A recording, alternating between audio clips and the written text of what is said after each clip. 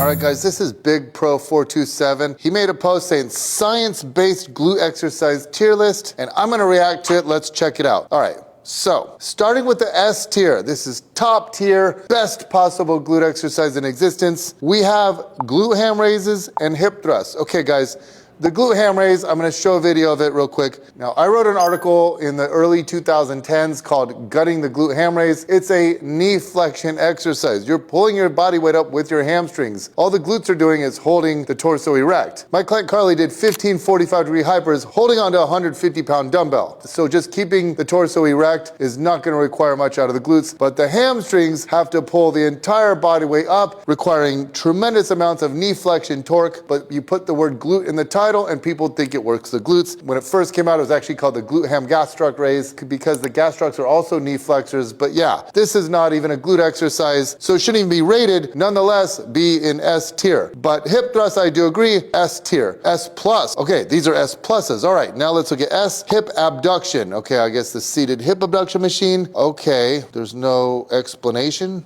All right, I could get aboard with that because it doesn't beat you up much. It's what I call penalty-free volume. All right, next, A tier, cable kickbacks. I love kickbacks. Great to see some love for them. Now let's look at B tier, rack pulls, Romanian deadlifts, and dumbbell RDLs. See, that's my problem. I think everything's S tier. I love every exercise. But yeah, up here it says, based on how well it targets the actual muscles, stability, and progressibility. Well, these are very stable. They target the glutes well, and they're very easy to progress on. So what's the problem there? Those should be higher up. Okay, C tier, cable pull-throughs, leg press, Smith machine squat, barbell squat, deadlift, goblet squats, Bulgarian split squats, and hack squats. All right, hack squats I think work more quads. And then goblet squats, okay, I could see them being a beginner exercise, even though I love them. Cable pull-throughs I think are great for pregnant women, but just do hip thrusts in my opinion. But leg press, Smith machine squat, barbell squat, deadlifts, and Bulgarian split squats, these are all very stable, target the glute muscles well, and are easy to progress. So these definitely deserve to be higher. And then F tier, single leg RDL, glute bridge, glute kickback, dumbbell lunges, barbell lunges, and side lunges. How does this make any sense? Lunges hammer your glutes. They're stable, easy to progress, especially if you do them in the Smith machine. Single leg RDLs, if you stabilize yourself by bracing or doing them on a plate loaded or Smith machine, they work great. These are not F tier, these belong higher up too. So I just wanted to show you guys, anyone can make a science-based glute exercise tier list, but is it really based on science? The Plotkin study published in 2023 showed that squats and hip thrusts grew the glutes equally as well. So anyone who is science-based would put hip thrusts and squats either in the same category or at least in similar categories. So no, this is not science-based. Be careful what you read on social media.